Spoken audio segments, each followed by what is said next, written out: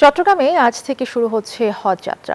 ৪১৯ জন যাত্রী নিয়ে বিমান বাংলাদেশ এয়ারলাইন্সের BG135 ফ্লাইটে যাত্রা করবেন। এ নিয়ে বিস্তারিত জানাতে আমাদের সাথে যুক্ত আছেন সহকর্মী আকরাম হোসাইন। আকরাম, আজকে শুরু হচ্ছে হজের প্রথম ফ্লাইট। হজ ফ্লাইটের সর্বশেষ কি খবর রয়েছে আপনার কাছে? ধন্যবাদ অর্তি। কিছুক্ষণ পরেই হজ যাত্রীদের বহনকারী ফ্লাইটটি উড্ডয়ন করার কথা রয়েছে, অর্থাৎ 6টা 20 মিনিটে চট্টগ্রাম বিমানবন্দর থেকে তারা উড্ডয়ন করার কথা রয়েছে। আমরা একটু আগে কথা বলেছি সংশ্লিষ্টদের সাথে, তারা বলছেন এখন সব প্রস্তুতি সম্পন্ন হয়েছে। হাজিদের বহনকারী ফ্লাইটটি উড্ডয়নের মুহূর্ত শুরু হয়েছে। আপনারা জানেন 419 জন হজ যাত্রী নিয়ে বিমান বাংলাদেশ এয়ারলাইন্সের BG135 ফ্লাইটটি যাত্রা শুরু করছেন। এখানে অস্থায়ী ক্যাম্প স্থাপন সহ বেশ কিছু ব্যবস্থাপনা গ্রহণ করছে বিমানবন্দর কর্তৃপক্ষ। সার্বিক ব্যবস্থাপনা স্বস্তি প্রকাশ করেন যাত্রীরা। এবছর চট্টগ্রাম থেকে 5,900 জন যাত্রী হজের উদ্দেশ্যে যাত্রা করবেন। আগামী বুধবার মদিনার উদ্দেশ্যে দ্বিতীয় এবং বৃহস্পতিবার জেদ্দার উদ্দেশ্যে তৃতীয় ফ্লাইট যাওয়ার কথা রয়েছে।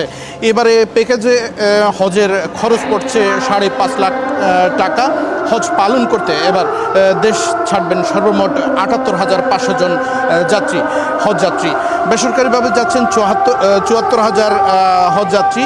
হজযাত্রার উদ্বোধন করেন ভূমি প্রতিমন্ত্রী ব্যারিস্টার মীর মোহাম্মদ হেলাল উদ্দিন। এ সময় ভূমি প্রতিমন্ত্রী যাত্রীদের সাথে কুশল বিনিময় করেন, খোঁজখবর নেন এবং আমরা হজযাত্রীদের সাথে কথা বলেছি। তারা যেটি বলছেন, বিমানবন্দর কর্তৃপক্ষের আয়োজন নিয়ে তারা সন্তুষ্ট প্রকাশ করছেন এবং তারা দেশবাসীর কাছে দোয়া চাইছেন।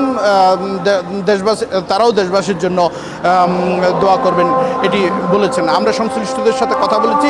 সংশ্লিষ্টরা বলছেন হজযাত্রীদের সর্বোচ্চ ভালো ব্যবস্থাপনার জন্য সর্বপ্রকার প্রয়োজনীয় ব্যবস্থা গ্রহণ করা হয়েছে এবং আরও যারা যাবেন তাদেরকেও প্রয়োজনীয় ভালো ব্যবস্থার মধ্য দিয়ে গমন করতে পারবেন বলে জানিয়েছেন। এখন পর্যন্ত চট্টগ্রাম বিমানবন্দর থেকে আমার কাছে ছিল সর্বশেষ অবস্থা। আমরা এখন যাব স্টুডিওতে। অর্থী, ধন্যবাদ আপনাকে। বিমানবন্দর থেকে জানাচ্ছিলেন সহকর্মী আকরাম হোসাইন।